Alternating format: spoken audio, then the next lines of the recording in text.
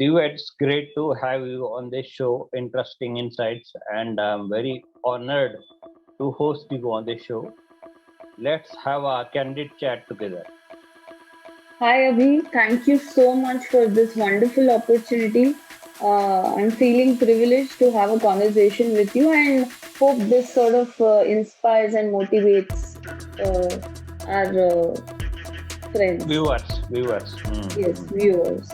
Shall we Yes, start, Divya? yeah, sure. Yeah, Please, can you give us very crisp introduction about yourself, covering your name, the place you were born and brought up, your schooling, your college days, your work experience, and then you can have a crisp introduction of your family. And last but not the least, your hobbies. Over to you, Divya. sure. Thank you so much. Hi viewers, I'm Divya Sisodiya. I'm basically born and raised up in Bangalore, and I hail from Rajasthan, but I think Bangalore is being very close to my heart, and this is the most loved city by my family and me.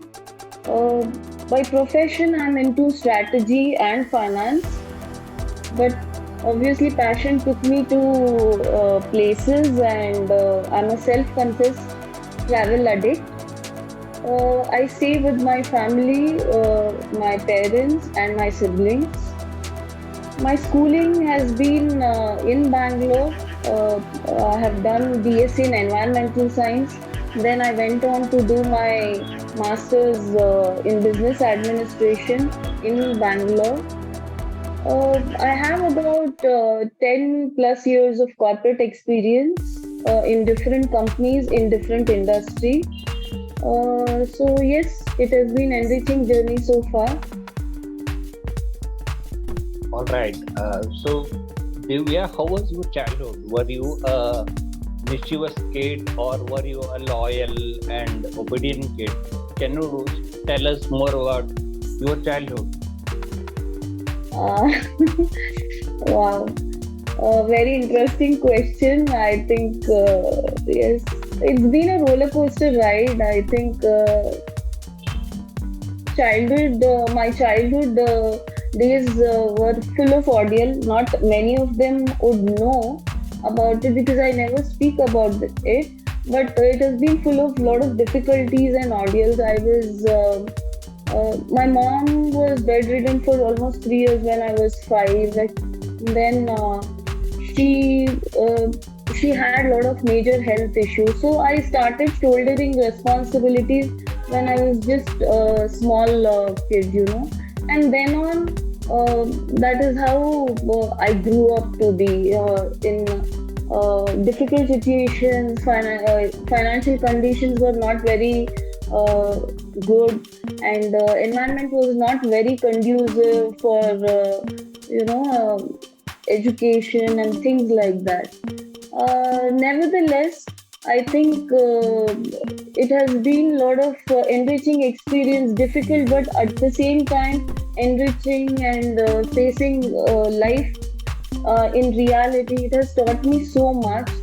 So yes, but yes, I was very introvert personality. If I would say, I I come across as a very introvert personality, and a lot of shouldering responsibilities. So I was very obedient and loyal person as such, and always keeping family at the forefront. So that's how I have grown up to be as a person. Yes. Okay, now let's go to your college days. I mean, a lot of people regard college days as the golden period. So, how was Of course. your golden period? Yes, I mean, truly said, Abhi. I think college days are the best days. I think you have freedom to make a lot of memories, learn, and make deeper connections with people, make friends and all that.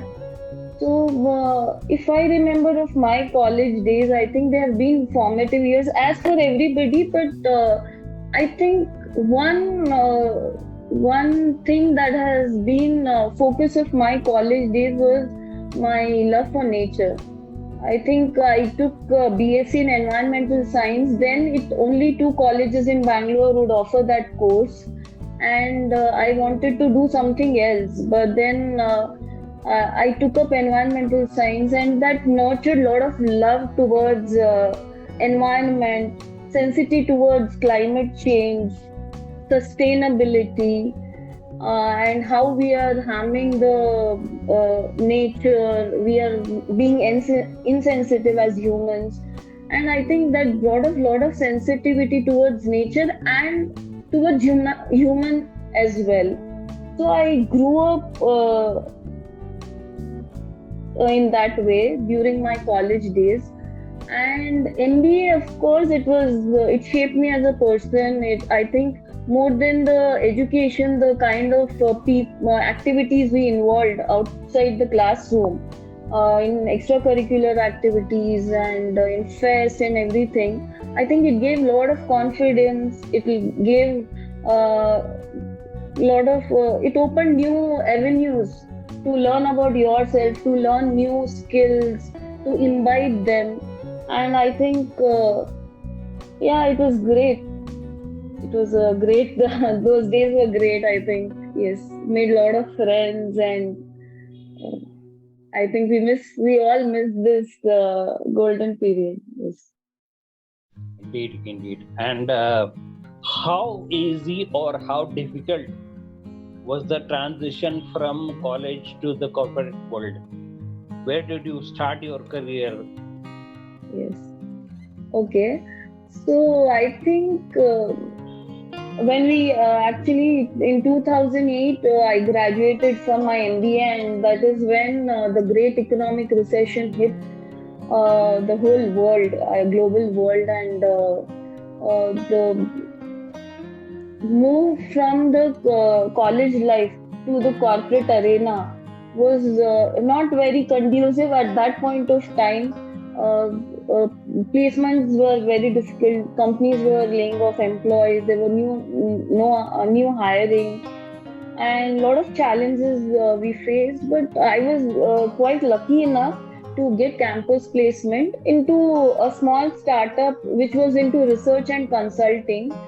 And I think it was a good, learning part or learning point. I worked for a very short stint there, and again, I had to take a break quick because of family health issues. But even that first stint, it was I developed a lot of analytical skills. I developed keen eye for details, and I think that has helped me not only in my corporate career, but even in personal life. I've taken life-saving decisions or important decisions with that skill. Because I just worked for 8 months in my first job, but I think the kind of projects I did and the skills I inculcated has helped me throughout my life. So yes, I think that formative years in my small startup was like eye opener for me into corporate world. Yes. Okay, enough of corporate and serious talk. Yes. Let's get back to your hobbies. So, can you elaborate on what are your hobbies and how do you pursue them? Okay. Yes. I think I have been very uh, studious person into academics. I really actually did not. I was not much into other extracurricular activities as such. Um, in the like childhood days or as I was growing up. Uh, However, in the last few years, I ventured into travel, uh, and that sort of paved path for me to even explore photography. Uh, I was always attracted towards dance as an art form. And as I said earlier, that I always had passion towards nature, so I'm also into tree plantation. And playing chess always helps me to, rework on my mental abilities and skills. So yes, these are my hobbies, and those that keep me sort of, rejuvenated. All right. So, just curious to know, how did you start? How did you develop the passion for traveling? Was it a single event, or was there a series of events that actually Okay. made you to take up traveling as a hobby? Uh, that's a very interesting question. Actually, I have not.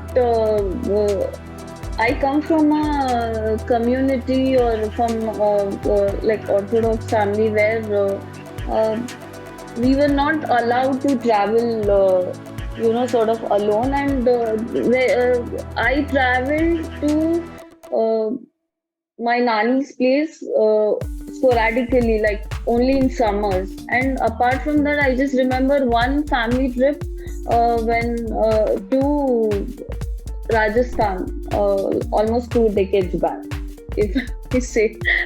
So that is what was the travel. So I had not stepped out of Bangalore much, and I didn't know actually what other cities look like, or even anything about travel. But it is only after I crossed 30, and one day I was just sitting, on one Sunday, and I was just introspecting, and sort of I was, thinking as to what is the life, after 30. I have spent my 30 years, uh, in education, and then in corporate, and for family and everything. So where am I heading towards? What is life all about, and what am I doing for myself? And a lot of thinking went into it. And I don't know, it was at the spur of the moment. I just thought, okay, where should I go? And I just googled, and I mountains came, and trekking thing came, just in just matter of 5-10 minutes. And I booked a trek to Kedar Kanta. And the trek is supposed to start in 4 days. Generally, they do booking a month prior or 2 months prior, quite, because you need to be fit. But I don't know how I convinced the even organization with whom I was going for a trek, and they got convinced, and they booked it for me. And next day morning, I just immediately booked the air tickets. I went, and for the next day. So right, almost at this time, I'm sitting and still contemplating as to should I go, and everything. And I booked the tickets, and I went to Decathlon to buy whatever stuff I could just get my hands on in almost in just an hour. I packed my bag, and next day morning, 6 o'clock morning flight, I'm off. So that is how it was, very spontaneous. And trust me, Abhi, I did not have a clue about trekking. I had not heard from anybody, or I had not read what trekking essentials is required. I had no clue at all.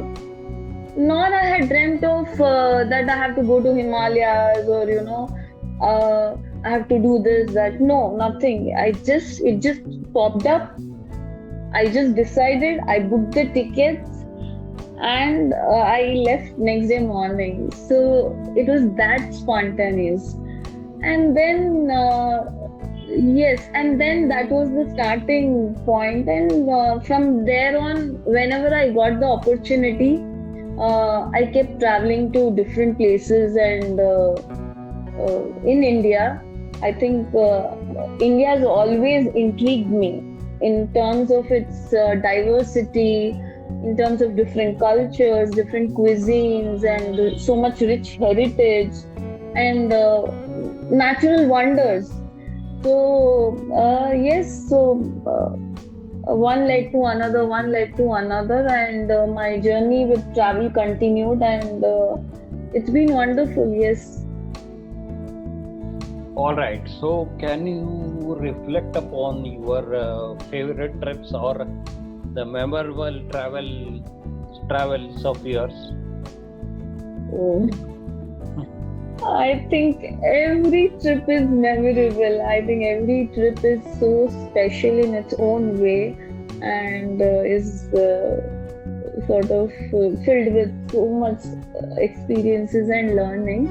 But if I have to pick few of them, in India, I pick one place that has always been close to my heart is Kashmir. It's really Jannat. I think the beauty is astonishing, and yes, I think Dal Lake and I whenever I travel, so I always make it a point that I do cover touristy destinations, but I'm always looking for some hidden gems or offbeat places because those places give you experiences which touristy destinations cannot, obviously, because you involve in sort of you strike a conversation with people, you get some enchanting views, uh, you discover new landscapes. So there are a lot of things that you can experience as a traveler, which a normal tourist will not. So Kashmir was such a place. Then another place in the northeast was Meghalaya. I think Phnom Pedang is a place in northeast in Meghalaya where you have the clear waters. You can see the rock bed, and it's a I think pure wonder. So India also has such destinations. It's just that uh, we Indians are not aware about it, or we don't want to explore. We always go to other countries and other parts of the world, but there is so much to explore in India that one lifetime is not enough. Then other places which sort of gave me a different experience was Run of Kutch. I think it's beautiful Road journeys are always very beautiful, and they give a different experience of freedom and not knowing uncertainty and just being free yourself. And yes, so definitely, and obviously Himalayan treks have been very fulfilling experience. I think it's a complete different landscape as such. So I've had three treks in a row. I started off with Kedar Kanta, then I went on to do Roopkund. I also did Pangarchula in a span of 1 year. So I think those experiences, trekking experiences, are completely different. I mean, they just sort of put you out of your comfort zone, and you face challenging environments, drastic conditions. You're under so much of stress, and they give you that courage to fight the odds and face the reality. Uh, so yes, and then uh, if I have to talk about my foreign experiences, then Montenegro is a country in Europe. I think it's a small country. Not many people would have heard of it or not they visit. But then I covered it during my 35 days Euro trip, and it's a beautiful country. Very small country, maybe just 1 lakh of population, but you have the Bay Area and mountain background and things like that. So I think, yeah, that country holds a special place in my place. I think it was not even in itinerary, my itinerary, what I had planned. But then, as I was doing my Europe trip, I said, no, I have to visit this country. And such, decisions wherein you are spontaneous and you embark on such gem of places, which sort of, becomes close to your heart. Yes. So, yes, many memorable trips. I can't choose one. I'm sure you would have many of them. Yes. Now let's move towards the challenges. So what do you think could be the potential challenges if one wants to travel, be it domestic or international? What is your take on that? Oh, yes, I think travel does have some challenges. Uh, First challenge I would see is basically food. Why food? For me, it was food because I'm a pure vegetarian, and uh, in addition to that, being a vegetarian, I don't eat potatoes, I don't eat cauliflower, I don't eat paneer. So my friends keep making fun of me like, you are a pure vegetarian. Vegetarian होके भी you don't eat all this, तो फिर क्या ही खाती हो, घास फूस ही खाती हो. So I have faced problem with food, not only abroad but even a lot of destinations in northeast and places like that where you don't get so many options with vegetarian food. So yes, that has been a little challenge. But over the years now, what I do is I carry a lot of food from home, or if not, the best thing is I survive on salads and fruits. I think that is the best thing. I think during my whole Europe trip, most of the my dinners have been fruits. I think that is the best thing you can do. It's healthy and yes, it serves the purpose. So that is